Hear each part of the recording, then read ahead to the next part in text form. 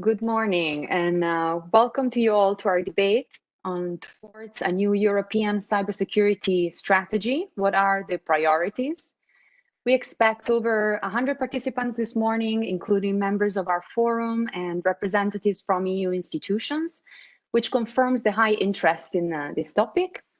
Before I introduce our outstanding lineup of speakers, let me remind you of the house rules to make sure that you can actively participate from the audience as well. As you know, all attendees are on mute right now. They're not visible, but there will be a Q&A session after all the speeches, and you will be most welcome to ask a question. Please use the raise hand function on the WebEx app to do so. And once you're asking your question, please don't forget to say who you are and if you have a specific speaker in mind. For your information, this debate is being recorded, but rest assured that the Q&A session is never recorded and never disclosed, as always. So we're all set. Now we're ready to start. Let's take a look at the program and let me welcome our speakers. I'll introduce them. For you, we will start with Marina Kaljurand, MEP with the S&D Group. Good morning, Marina.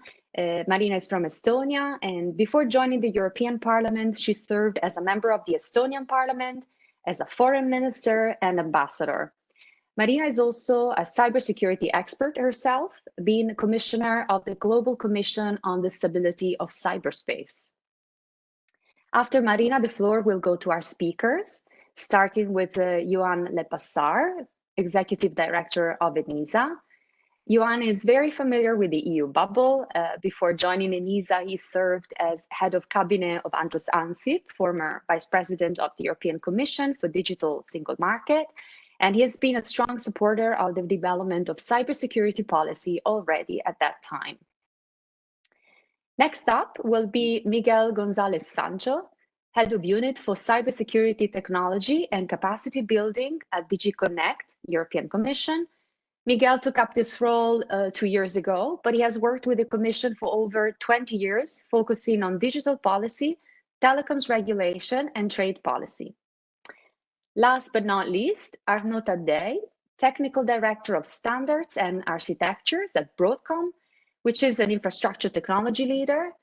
Arnaud reports to the CTO of the security product business, Symantec, and he chairs the Working Party on Application Security and the Security Study Group of the ITU. Thank you all for being with us this morning. And Marina, the floor is now yours. Thank you, Maria Rosa. It's a pleasure to participate in today's discussion. As I was saying before, I can't say that I'm a big fan of teleworking. I love people. It's better than not to talk on this important subject. And I'd like to start with a more general picture, with international picture, with global picture, and then move more precisely to the work EU is doing and what we expect from the EU. Everybody's repeating that a good crisis should not be wasted. And when we talk about digital topics, I would argue that this pandemic has brought it high on political agenda from different perspectives. Teleworking, e-education, digital services, but also the questions of cybersecurity. Starting with cybersecurity generally, we see the increased number of attacks by state-sponsored actors on critical infra, on hospitals. We see that the number of cyber attacks has dramatically increased. But also we see that cybersecurity has a human face. Each and every one of us is a cybersecurity expert today when we go online and when we do the most elementary things.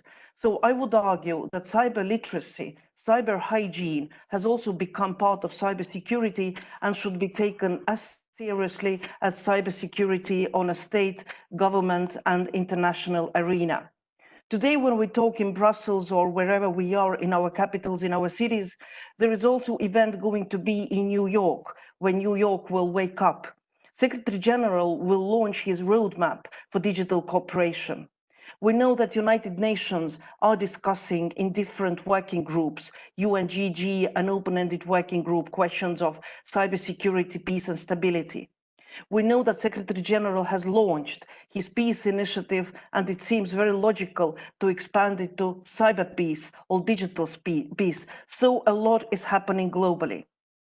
I'm not naive. I don't think that the United Nations will be able to agree on anything specific and binding in the coming future because of ideological division. Here I see a role for the EU. Now we come to the EU, and I'd like to approach it from two aspects. First, EU as a global player. When we see the number of increased cyber attacks, and when we see response to attackers, I would argue that there is no other global leader like EU can be and should be. United States having its internal problems, not having cybersecurity so high on agenda anymore, and not being so vocal on cybersecurity. More cyber power from Russia, China, some other countries, it all puts pressure on the EU. And I would say that we have excellent tools at our hands. We have the same understanding. We have Cybersecurity Act. We have cyber diplomacy toolbox. We have the means. Now it's time to start finally applying them and going more into practice. And when I say going more into practice, I mean attribution, accountability, and countermeasures. And now finally, what we can and should do within the EU. I very much recognize missions endeavors towards more secure and coordinated EU response to cybersecurity challenges. The ambitions are out there. Political documents are most correct ones, saying right things. Now it's the question of applicability and of upgrading the existing laws, regulations we have. I think it's very important to review NIS directive. I think it's very important to start working on the new cybersecurity strategy, although I have to admit there are some questions. For example, for me, the new cybersecurity unit raises questions. How is it going to cooperate with the already existing PESCO project, cyber rapid response teams and mutual assistance in cybersecurity? So there are questions, but it's the right time to start answering them. And from the European Parliament perspective, I'm a newcomer to the European Parliament, but I see that my colleagues in the European Parliament are taking digital topics and cybersecurity more and more seriously. For example, today, as the member of the LIBE committee, I'm working on the Digital Services Act. I'm a shadow for Digital Services Act. And I think that today nobody questions that the digital single market will only be effective if there is trust, that the products, services, and processes provide an adequate level of cybersecurity. So I'm very much looking forward to hearing from Juhan, because ENISA here has a crucial role, and I very much think that certification and cyber standards should be and can be the same success story as GDPR has been for the EU, and I consider GDPR a success story today. And my final remark, I would also raise the question of digital ID. I do not see that digital topics or digital agenda could be 100% effective or can serve our people without digital identification. The same identification system as we have offline. Of course, it has to be secure, it has to be trusted by people, it has to be harmonized all over EU to make it workable. But I also think that it's time to start talking about digital ID. In the end, all the topics we're going to discuss today, they are good if they're political documents, but they need implementation and they need trust. Trust on all levels, trust between government, states and private sector, citizens, private sector, consumers, private sector. And I'm a very strong supporter of cooperation, and I'm a very strong supporter of multi-stakeholder model. So I'll stop here and I look forward to the discussion. Thank you very much, Marina. Very clear, and indeed a lot of questions to our speakers as well. So, Juhan, the floor is yours, please.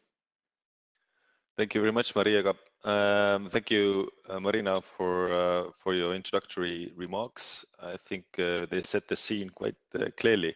Now, we as an agency for cybersecurity, we operate in the grassroots level, and I thought that perhaps today is a good time to outline our experience from the past 3 months and what we have noticed in terms of the developments in cybersecurity and what could be the lessons learned so far. And I stress the word so far because it's still we haven't returned to where we were in February vis-a-vis the next steps that can be taken at the EU level. Three things that we I think can underline from the past 3 months. The first is that yes, there was a rapid digitalization when it comes to teleworking, homeschooling. The businesses struggled to digitalize their commerce processes, their selling processes. And of course, that makes cybersecurity very important. But what we observed is that cybersecurity was not at the forefront of their concerns. And this is logical and natural. I mean, people were struggling in order to find the right balance between telework and managing their children. At the same time, they were struggling to make sure that they can shop online. The businesses were struggling to survive. So in terms of the Maslow pyramid, cybersecurity was at the very end. And I agree with Marina, this means that the issues like security by default or cybersecurity by default, cybersecurity by design are very, very important, but we are not there. We don't have a ICT product market or services market where consumers or businesses can reach out to different services or digital processes and they can be assured that these digital processes are cyber secure already. No, if they apply something, then they also need to look into what is the security level, whether they actually can trust this product or service or process. And this is not how it should be. The good news is that we actually do have a framework in order to tackle it. We have, as Marina said, the cybersecurity certification framework. So we are already ongoing in developing 2 schemes and more will come, no doubt about it. But I think there is a lot to be done in terms of incentivizing the kind of technological developments and innovative developments that take cybersecurity at the very heart and push for cybersecurity by default and cybersecurity by design. And this is why I very much welcome also the recent developments on setting up the competence center of cybersecurity and the network, because this is an essential part of it. The other issue is the ENISA review, and I think we can use the review in order to push for these developments, to start setting certain harmonized benchmarks and levels of cybersecurity in our systems which apply across borders. I mean, it would be great if you would have something which would incentivize the manufacturers even more. But I think there are multiple ways how to do that. Liability is only one of them, and we don't really have to push it. But I think we should look into the mechanisms and whether the current legal framework incentivize the market to work in this way. The second issue which I wanted to highlight is the importance of information sharing. And in cybersecurity, that of course is always a tricky issue because it's built on trust. What we observed is that the institutionalized mechanisms that we have built up over the years, they work, and they work increasingly well. Rapidly with ENISA and with other EU bodies, together with the Commission, External Action Service, the Europol CERT-EU, we set up a group to coordinate the COVID-19 related cybersecurity information. We consolidated this into weekly reports to all parties. And this kind of common situational awareness was something that was greatly appreciated because this is a baseline for any kind of a union action. Luckily, we did, yes, indeed, observe an uptake of cybersecurity attacks against health sector and and medical services, but we did not see this kind of a massive cross-border, large-scale cyber meltdown. The network, the relevant national and EU authorities cooperated day and night in order to be proactive and observe what is going on. We were the CSERT network was in alert mode. That's a network of national computer emergency response teams. So we were ready for the worst, and the worst did not happen, and it's good it didn't happen, but it also shows that there is more resilience at the EU and national level now than has ever been. But this is also something that needs to be consolidated. So I believe that that the joint cyber unit gives us an opportunity to consolidate this kind of an operational level cooperation at the union level. There is a need for this, and of course it takes time because building trust always takes time, and we've seen that also vis-a-vis the NIS directive and the Cybersecurity Act. So these would be my 2 cents for the debate so far. Thank you. Thank you very much, Juhan. Very clear, and thanks for sharing also some comforting news, but a lot to be done still. Now the floor goes to Miguel. Please. Hello, good morning to you all. Thanks to the EAF for the invitation. First of all, it's been a while for me since I didn't participate in one of these events, which are always very good. So I will also contribute with my 2 cents to discussion. I will hide behind a couple of slides, just a couple, I promise. I think it might help, put the message across just to show something visually. So just can you confirm that you can see what's on the screen? Okay, very good. So just a couple of slides, as I said. I will build on what things that, of course, that the previous speakers have said and add a bit to that.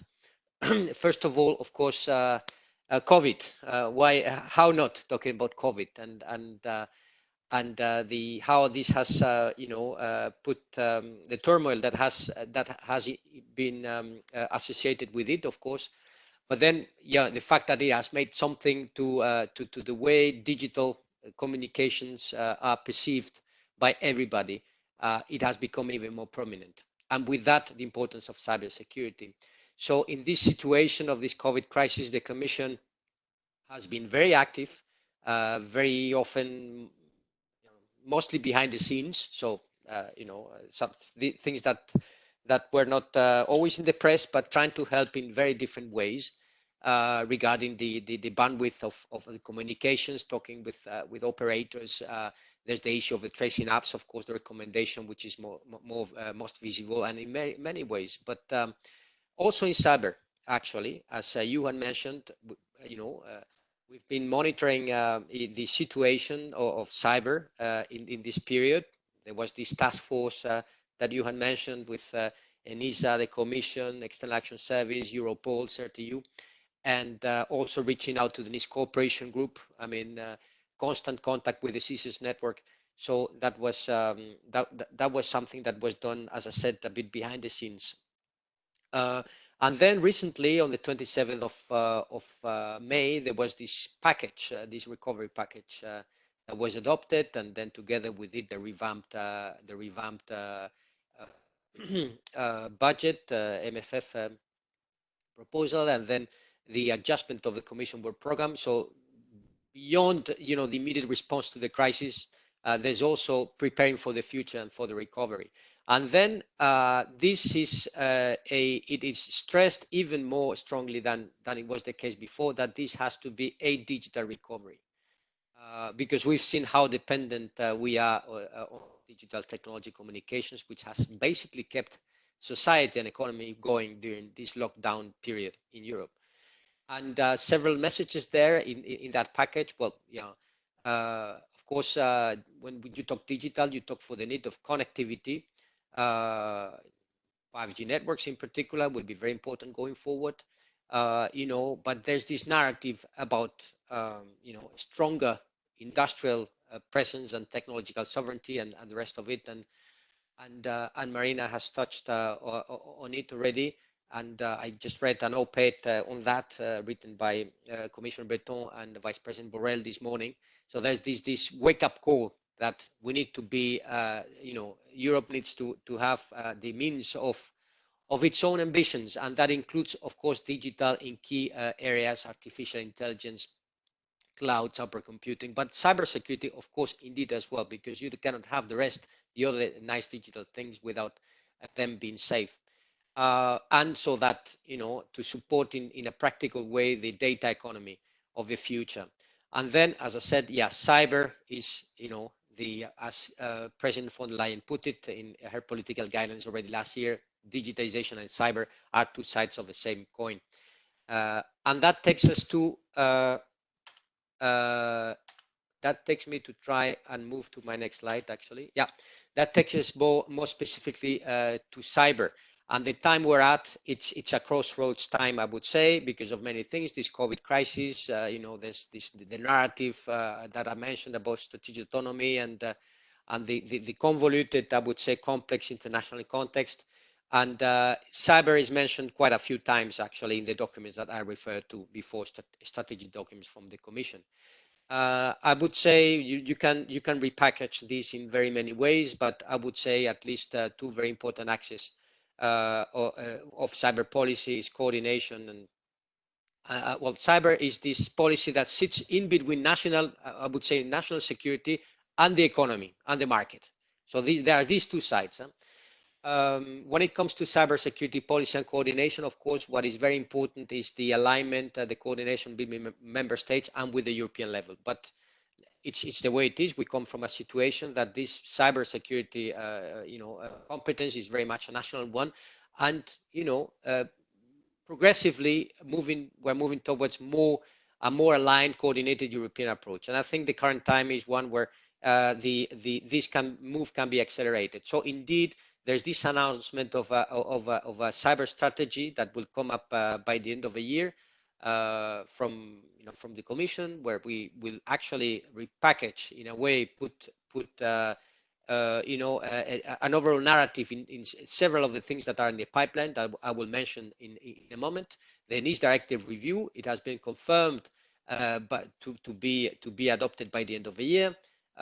So, of course, we incurred some delay because of the COVID crisis, but discussions have already started and there will be public consultation on it. This is our main piece, the NIS directive of cybersecurity policy in terms of, setting the rules for cooperation, for capacity and so forth. So it's quite important.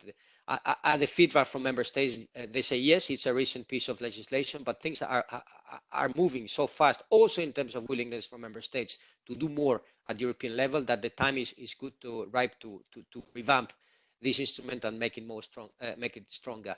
Then we have these other aspects around coordination between member states and with the European level.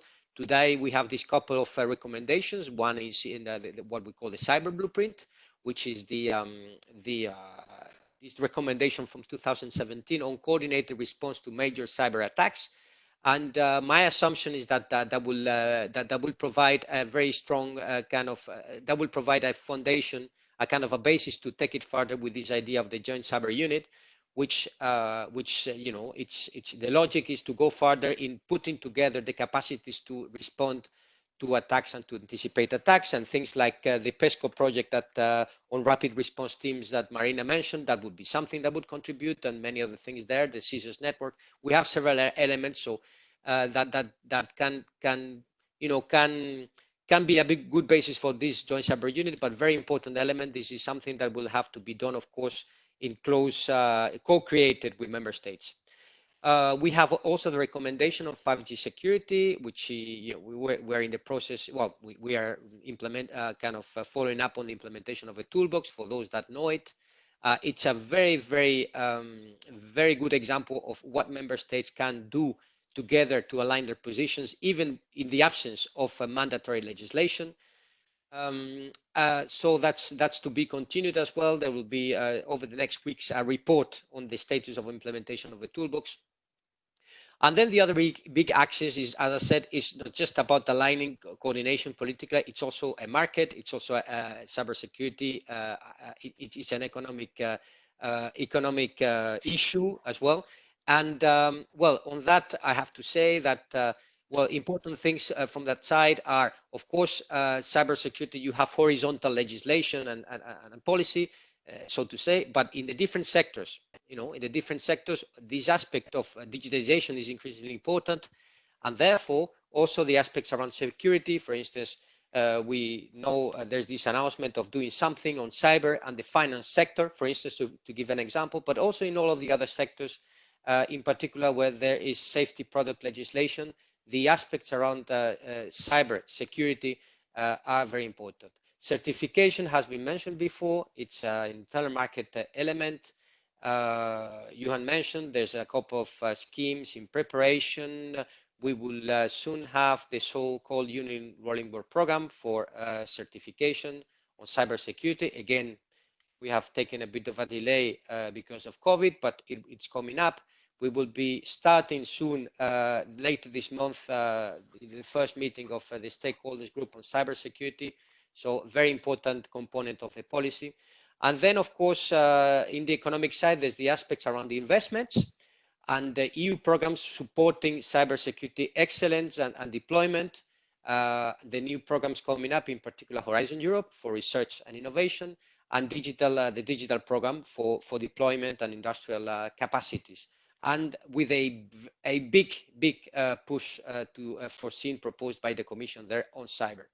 And it was mentioned before, related to that, this legislative file on the cyber security center and network that actually last week the Council, the COREPER, decided to renew its mandate, and now the negotiations will resume very soon between Council and Parliament on all of this. So I think I'm more than beyond my 5 minutes, so I'll stop sharing my slides, and thank you very much. I'll leave it at that. Thank you. Thank you, Miguel, for this update and overview. And I think at the Internet Forum, we will be interested in following up later on after, we will have more details about the new cybersecurity strategy and the review of the NIS directive later on. So now perspective from the industry with Arnaud. Over to you, Arnaud. Yes, hi everyone. Can you hear me? All right, so I have some slides to show. Can you see the screen as well? Very well. Okay, thank you very much, everyone, for a chance to present here. So I have a few slides here to support what I'm going to explain. So my name is Arnaud Taddei, as said, and I'm Technical Director of Standards and Architecture at Broadcom, but as well I hold a number of leadership positions in the IT team. And this is where I could get a sense of dealing with multi-stakeholders environments, especially with the administrations, especially from developing and developed world. But the other thing I learned through the ITUT in my short 3 years in standardization strategy and security standardization is that actually the big discoveries we made is that operational security has been forgotten nearly completely across the board. So it's interesting in a say because it echoes a lot what Marina has explained about the gap between the intention and the implementation. And I really concur with what she said here, as well as others, as we see. So from this, yes, I learned a few things from the previous speakers, and basically there are a number of things that you guys are working on right now on certification and labeling implementation, on the next steps for cybersecurity, and you are basically, if I understand correctly, in a strategic thinking. So what are the priorities is the question. So there are two pieces here that I would like to bring at this stage of the conversation. On one side, this is the problem of the attack landscape. So I've seen over the past 13 years, every day I receive the top 7 attacks of the day. And it has not decreased, it has increased and increased. And I think the COVID-19 has clearly accelerated the level of attack. And it's not just quantitative, it's qualitative as well, from fake news to ransomware to targeted attacks, or from national cyber weaponry and so on. So when we looked at why we are in this situation on operational security that is basically missing completely from any code of law, and this explains why we have no articulation between the text and the implementation. And when you look at the difficult root cause analysis, the entry point is a lack of professionalization. So here, in fact, we are not wise enough. We should take the time to reflect on how other fields are actually treating the problem. And one really interesting example is how Italy had to deploy an hospital in 30 hours. If we would have a big attack like WannaCry, which we managed to deal with at the time, if something new would happen, would we be able to deal with it? Probably not. So the issue we have actually is in the future is the problem of the explosion of the attack surface. So I'm going to give one example, just one. It's a bit technical, but I hope you can follow. So I considered 5G here, and 5G is actually not a choice for the sustainability of our future society. So 5G, as we know, has three pieces. One is to broadband, the other one is the IoT, and the last one is the industry for low latency and high resiliency. These are three business big areas. So if I just take IoT for the moment, let's make the math for a second. So if I take a city of 10 million people, in the future, we can be sure that everyone will have 100 devices by user, and that means 1 billion devices per big city. Okay, great. But because the people who are selling those are not really interested to sell it, they are really interested by the data they will get. That means that these devices will connect to an IoT platform that will get all the AI machine learning for the data spaces of the future. So to do that, 5G has one promise, which is called the network slice. This network slice is basically to say, I'm going to give you one specific slice of the network that will be only for you, for this device, to go through the entire infrastructure. And to do that, you need a set of Lego bricks to chain the value that you are going to give from one device to go to the other side of the platform. Now, if you continue to make the math, I mean, how many Lego bricks do you need in the cloud to make this work? Is it 500, 1,000? So even if these numbers are wrong, that means that we need to power this with a cloud of a magnitude of 1 trillion Lego bricks for one city, for one use case, which is IoT. So to do that, you need virtualization, and to have a specific mix between public and private clouds. For this, you need to get this powered by AI and machine learning, because humans cannot do that. You need operational security, which itself requires another AI machine learning, which itself requires security. So imagine the layers and layers and layers you need to build that. And each time you increase the layers, you change the architecture, and then you change the attack surface. So I've not even touched all the other problems of pervasive encryption and to heal security and privacy, finally, hopefully at some point. And the fact that on security by design, back to the point from Juhan, in fact, unfortunately, people understand, oh, I'm secure by design, so I'm secure. Well, guess what? Not. It's not because you are secure by design that you are secure, because this doctrine has pushed the industry to optimize the boxes and not to look at end-to-end security. So now we have no paradigm to actually protect that. So we have not only a professionalization issue, but we have a serious issue that we're going to have to fix in the future.